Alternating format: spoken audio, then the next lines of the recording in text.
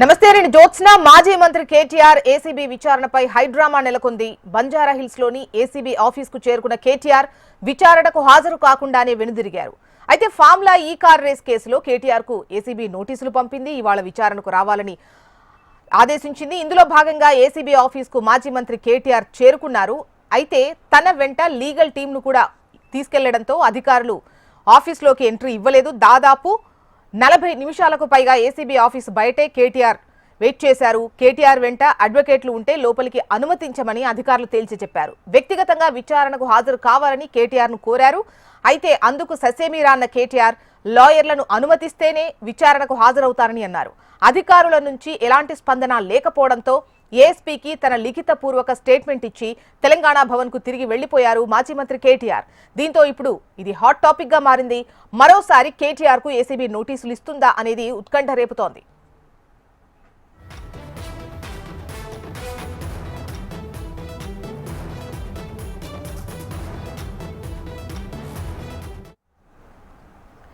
మాజీ మంత్రి KTR ACB విచారణపై high drama నెలకొంది అని చెప్పొచ్చు. బంజారా హిల్స్ లోని ఏసీబీ ఆఫీస్ కు చేరుకున్న కేటీఆర్ విచారణకు హాజరు కాకుండానే వెనుదిరిగారు. వివరాలు అందించేందుకు మనకు అమరేందర్ రెడ్డి సిద్ధంగా ఉన్నారు. అమరేందర్ రెడ్డి, చెప్పండి. తన లీగల్ టీం ను అనుమతించకపోవడంతో కేటీఆర్ వెనుదిరిగి వెళ్లిపోయినట్టుగా తెలుస్తోంది. మరొకసారి నోటీసులు ఇచ్చే అవకాశం ఉందా, లేదంటే లీగల్ టీం ను అనుమతిస్తూ కబురు పంపే అవకాశం ఉందా? దీనికి సంబంధించి మీ దగ్గర డీటెయిల్స్ ఏంటి?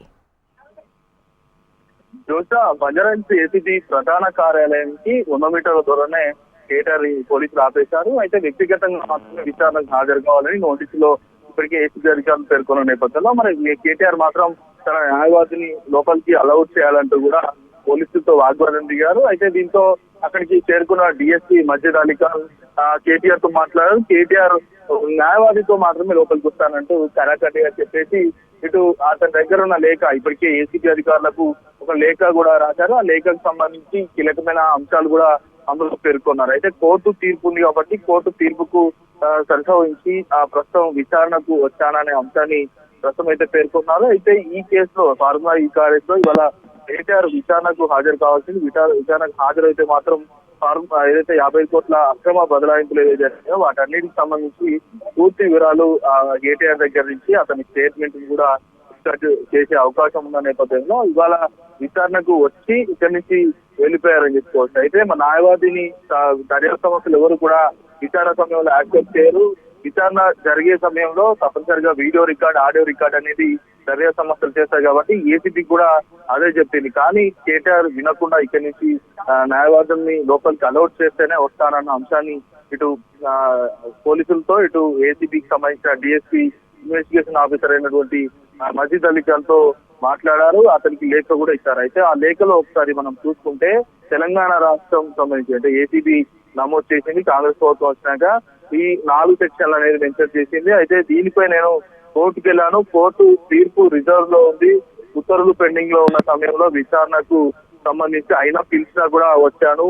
అయితే హాజరు కావాలని సబ్జెక్ట్ సంబంధించి నోటీసులో ఎలాంటి అంశాలు పేర్కొనట్లేదు. పత్రాలు కావచ్చు, మిగతా డాక్యుమెంట్స్ అనేవి ఎక్కడ కూడా నోటీసులో పేర్కొనలేదు. క్లారిటీగా లేదంటూ కూడా లేఖలో పేర్కొన్నారు. అయితే దీనికి సంబంధించి తదుపరి చర్యలకు సంబంధించి తీసుకోవడానికి కేసుకు సంబంధించి నా నుండి ఏమి కోరినా అంటే పత్రాల వివరాలను కూడా మరోసారి నోటీసులు ఇస్తే దానికి మళ్ళీ వస్తానంటూ కూడా లేఖలో పేర్కొన్నారు. అయితే చట్టాన్ని, రాజ్యాంగబద్ధాన్ని గౌరవించి పౌరుడిగా దీని ద్వారా ఏదైతే హక్కులు ఉన్నాయో హక్కులకు సంబంధించి విచారణకు తప్పకుండా హాజరవుతాననేది చెప్పారు. మరి ఈ కేసుకు సంబంధించి ఆ వైపు హైకోర్టులో తీర్పు రిజర్వ్ చేయబడింది కాబట్టి తీర్పు వెలువడే వరకు దాన్ని అంటే విచారణ అనేది వాయిదా వేయాలనేది ఇటు కేటీఆర్ అయితే పేర్కొన్నారు. అయితే హైకోర్టు ఇప్పటికే ఆదేశాలు ఇచ్చింది కేటీఆర్ తప్పనిసరిగా విచారణకు హాజరు కావాలని. కానీ విచారణకు ఇవాళ వచ్చి ఇక్కడి నుంచి వెళ్ళిపోయాడు. మొత్తం ఇక్కడ ఏసీబీ ఆఫీస్ వద్ద ఒక హైడ్రామా అనేది నెలకొందని చెప్పుకోవచ్చు. మరి ఇవాళ ఏసీబీ యాక్షన్ ఎలా ఉండబోతుంది అనేది ఒకవైపు ఉత్కంఠ నెలకొన్న సమయంలో ప్రస్తుతం అయితే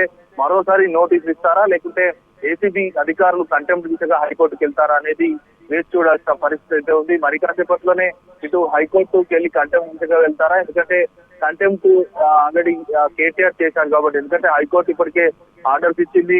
నాటు అరెస్ట్ తో పాటు విచారణ చేయాలి, విచారణకు సహకరించాలనేది కేటీఆర్ కి ఆదేశాలు ఇచ్చిన నేపథ్యంలో మరి కంటెంప్ట్ దిశగా వెళ్తుంది కాబట్టి మరి ఏసీబీ అధికారులు కంటెంప్ట్ దిశగా వెళ్తారా, లేకుంటే నోటీసులు ఇచ్చి అంటే మరోసారి నోటీసులు ఇచ్చి విచారణ పిలుస్తారా అనేది వేచి చూడాల్సిన పరిస్థితి అయితే నెలకొంది చూస్తాం.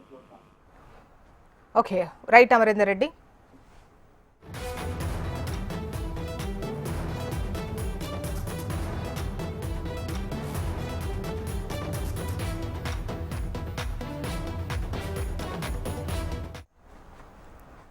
మొత్తానికి మాజీ మంత్రి కేటీఆర్ ఏసీబీ విచారణకు సంబంధించి హైడ్రామా నెలకొంది అని చెప్పొచ్చు.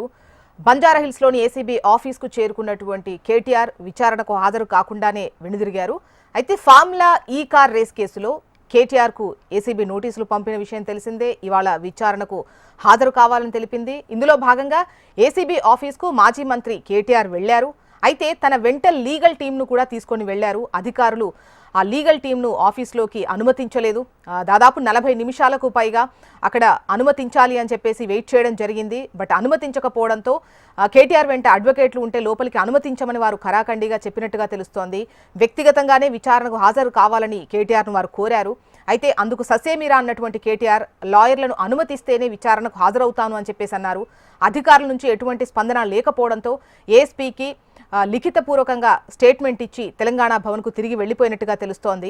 దీంతో ఇప్పుడు ఇది హాట్ టాపిక్గా మారింది. మరోసారి కేటీఆర్కు ఏసీబీ నోటీసులు ఇస్తుందా అనేది ఇప్పుడు ఉత్కంఠ కలిగిస్తున్నటువంటి విషయం.